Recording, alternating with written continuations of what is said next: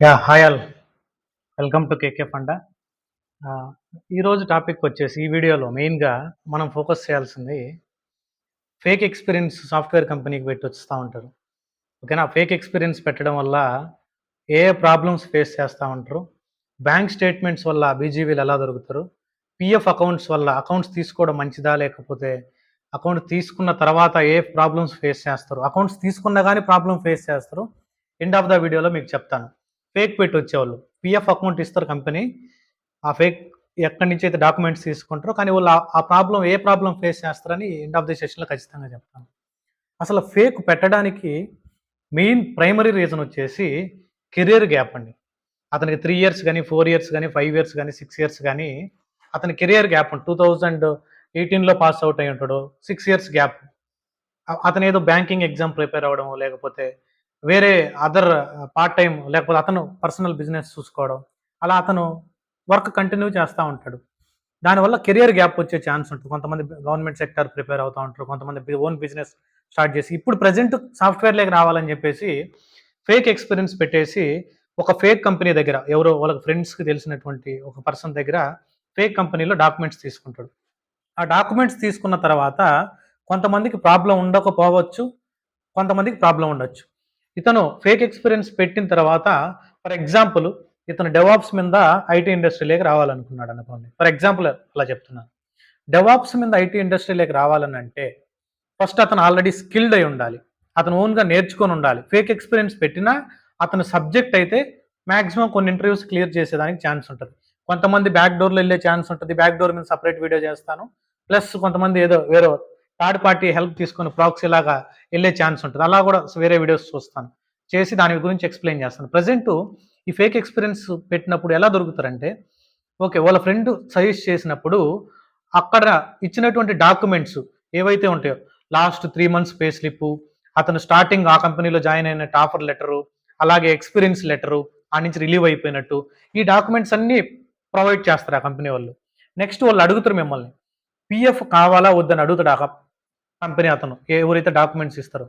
First PF తీసుకుంటే నువ్వు current ఎళ్ళే కంపెనీకి పీఎఫ్ చూపించొచ్చు. పీఎఫ్ తీసుకోకపోతే ప్రాబ్లమ్ ఏందంటే, పీఎఫ్ తీసుకుంటే ప్రాబ్లమ్ ఎండింగ్‌లో చెప్తాను. పీఎఫ్ తీసుకోకపోతే ప్రాబ్లమ్ ఏందంటే, ఇప్పుడు ప్రెజెంట్ నువ్వు ఏ కంపెనీకి అయితే ఎళ్తున్నావో, ఆ కంపెనీలో నిన్ను ప్రీవియస్ కంపెనీ పీఎఫ్ డీటెయిల్స్ అడుగుతాడు. అంటే సర్వీస్ హిస్టరీ నువ్వు ఇంతకుముందు ఏ కంపెనీలో పనిచేశావు, ఓకే. ఆ పీఎఫ్ అకౌంట్ ఇవ్వమని. ఓకే. ఈ అన్ని పీఎఫ్ ఫర్ ఎగ్జాంపుల్ ప్రీవియస్ 3 కంపెనీస్‌లో పనిచేశావనుకో, అన్ని పీఎఫ్స్ ఒక యూఏఎన్ నంబర్‌కి మ్యాప్ అయ్యి ఉంటది. ఓకే. ప్రతి పర్సన్‌కి ఒక యూఏఎన్ ఉంటదండి. ఓకే.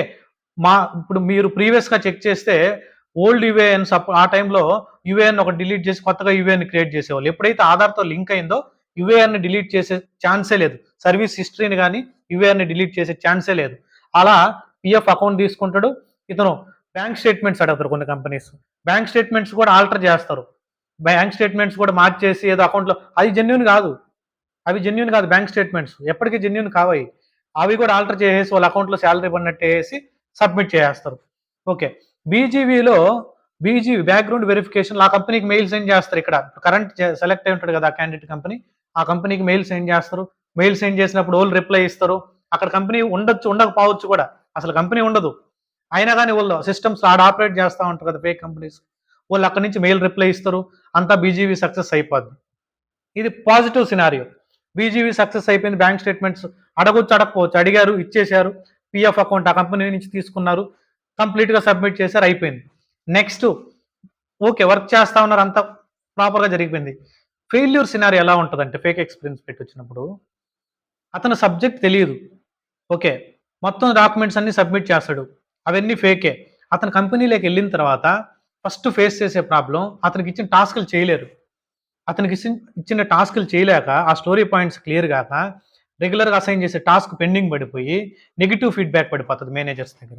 అప్పుడు అతను అలా దొరికి మళ్ళా బీజీవీ స్టార్ట్ చేసి, ఓకే. ఇతను ఫేక్ క్యాండిడేట్ అలా ఉందని చెప్పేసి కంపెనీ నుంచి పంపించేసేదానికి మాక్సిమం ఛాన్స్ ఉంటది. టెర్మినేషన్ అయినా ఉంటది. లేదంటే మీ చేత రిసిగ్నేషన్ పెట్టేసి బయటకి పంపించేసేదానికి ఛాన్స్ ఉంటది. మెయిన్ ప్రాబ్లమ్ ఎక్కడ ఫేస్ చేస్తారంటే, ఒక పర్సన్ నాకు అలా అడిగాడు. అన్నా నేను ఒక కంపెనీలో నేను పీఎఫ్ తీసుకున్నాను.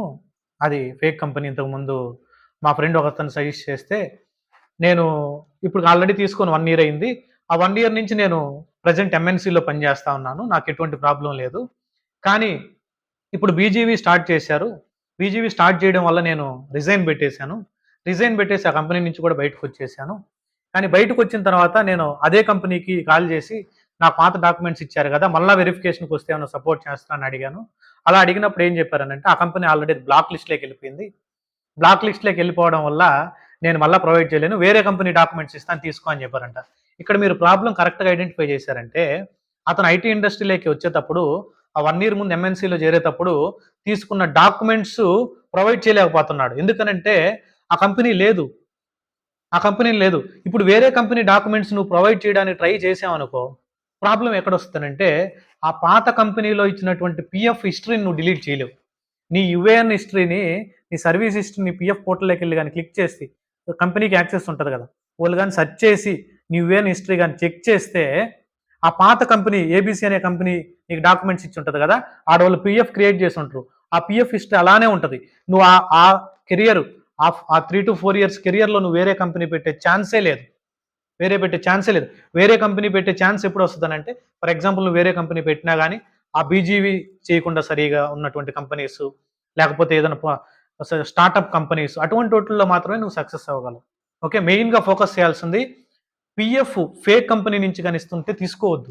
ఎందుకంటే అది ఫ్యూచర్‌లో కంపల్సరీ బ్లాక్ లిస్ట్‌లోకెళ్ళిపోద్ది. ఆ బ్లాక్ లిస్ట్‌లోకెళ్ళినటువంటి పీఎఫ్ రికార్డ్స్‌ని నువ్వు డిలీట్ చేయలేవు. డిలీట్ చేయలేకపోవడం వల్ల ఏమవుతదంటే, నెక్స్ట్ స్విచ్ అయ్యేటప్పుడు ప్రాబ్లమ్ అవుతది. ఫర్ ఎగ్జాంపుల్ ఒక 3-4 ఇయర్స్ ఒక కంపెనీలో జెన్యూన్‌గా చేసి, దాని తర్వాత పాత హిస్టరీ ఫేక్ తీయడానికి కూడా కుదరదు అతనికి. ఎందుకనంటే ఆల్రెడీ పీఎఫ్ సబ్మిట్ చేసేసాడు. ఆల్రెడీ పీఎఫ్ కట్టేసాడు అమౌంట్ కదా! పీఎఫ్ నీ సర్వీస్ హిస్టరీలో యాడ్ అయిపోయింది. దాన్ని డిలీట్ చేయలేం మనం. ఓకే. అందువల్ల పీఎఫ్ తీసుకోవద్దు. నువ్వు ఏ కంపెనీకైనా ప్రిపేర్ అవుతా ఉన్నావంటే, ఒక ఇంటర్వ్యూ ప్రిపేర్ అవుతా ఉన్నప్పుడు డాక్యుమెంట్స్ తీసుకునేందుకు పీఎఫ్ తీసుకోవద్దు. ఇప్పుడు ఎగ్జిస్టింగ్ కంపెనీ అడిగినప్పుడు పీఎఫ్ లేకపోతే ఒకవేళ ఆ ఆఫర్ రిజెక్ట్ చేసినా గాని వదిలేసుకోండి ఇబ్బంది లేదు. కానీ పీఎఫ్ మాత్రం ఫేక్ కంపెనీ నుంచి తీసుకోవద్దు. మా ఫ్రెండ్ ఇప్పటికి స్ట్రగుల్ అవుతా ఉన్నాడు. ఆ హిస్టరీని డిలీట్ చేయలేక. ఎందుకనంటే కొత్త కంపెనీ పెట్టలేడు. ఓకే. అర్థమైంది కదా! ఫేక్ ఎక్స్‌పీరియన్స్ పెట్టొచ్చా? పెట్టకూడదనంటే 2 సినారియోస్. అంతా పాజిటివ్ వేలో ఎళ్తుంటే ఏం గాదు. నెగెటివ్ వేలో ఎళ్ళినప్పుడే ప్రాబ్లమ్. నెగెటివ్ వేలో అంటే ఫేక్ ఎక్స్‌పీరియన్స్ పెట్టే ముందు మీరు కంపల్సరీగా సబ్జెక్ట్ బాగా స్ట్రాంగ్ అవ్వండి. మీరు సబ్జెక్ట్ గాని బాగా స్ట్రాంగ్‌గా నేర్చుకొని ఓకే. ఇంటర్‌వ్యూస్ జాబ్‌లో జాయిన్ అయినా గాని, మీరు జాబ్‌లో జాయిన్ అయిన తర్వాత కూడా కంటిన్యూయస్‌గా ఇంటర్‌వ్యూస్ ఇస్తానే ఉండండి. కంటిన్యూస్‌గా ఎందుకు ఇంటర్వ్యూస్ ఇవ్వాలనంటే, నీకు సెల్ఫ్ కాన్ఫిడెన్స్ బిల్డ్ అవుద్ది. సెల్ఫ్ కాన్ఫిడెన్స్ బిల్డ్ అయితే, ఒకవేళ ఆ ఎగ్జిస్టింగ్ కంపెనీలో ఒక 6 మంత్స్‌కో, 3 మంత్స్‌కో, 1 ఇయర్‌కో నువ్వు ఫేక్ అని తెలుసో, వర్క్ చేయలేకో, ఏదో వర్క్ ప్రెషర్ ఉండి ఎళ్ళిపోయినా గాని, you are able to ready to get a new job. Preparation is the best guys. Prepare అవుతా ఇంటర్వ్యూస్ అటెండ్ అవుతా ఉండండి. నీ రెజ్యూమ్ ఎప్పుడు నౌకరీలో ఉండాలి. ఎప్పుడు నౌకరీలో నీ రెజ్యూమ్ ఉంటే ఓకే. నువ్వు రెగ్యులర్‌గా కాల్స్ అటెండ్ అవుతా ఉంటే, నువ్వు జాయిన్ అయినా, జాయిన్ అవ్వకపోయినా ఇంటర్వ్యూ ఎక్స్‌పీరియన్స్ గానుంటే ఎక్కువ రోజులు ఐటీలో ఉంటావు. ఎక్కువ రోజులు ఐటీలో ఉంటావు. ఓకే. ఫేక్ ఎక్స్‌పీరియన్స్ పెట్టుకున్నా గాని సబ్జెక్ట్ మీద కాన్సంట్రేషన్ చేయండి. రెండోది ఇంటర్వ్యూ ప్రిపరేషన్. ఓకే. మీకేదైనా ఇట్లా డౌట్స్ ఉంటే కామెంట్ సెక్షన్‌లో తెలపండి. ఓకే. అలానే మీరు ఈ కంటెంట్ మీకు నచ్చినట్లయితే సబ్స్క్రైబ్ జేసి మీ ఫ్రెండ్స్‌కి ఎవరైతే ఫేక్ ఎక్స్‌పీరియన్స్ పెట్టాలని ఆహ్, థాట్ ఉంటదో వాళ్ళందరికీ షేర్ చేయాల్సిందిగా మీకు చెప్తున్నాను. Okay. Thank you. Thanks for watching. By.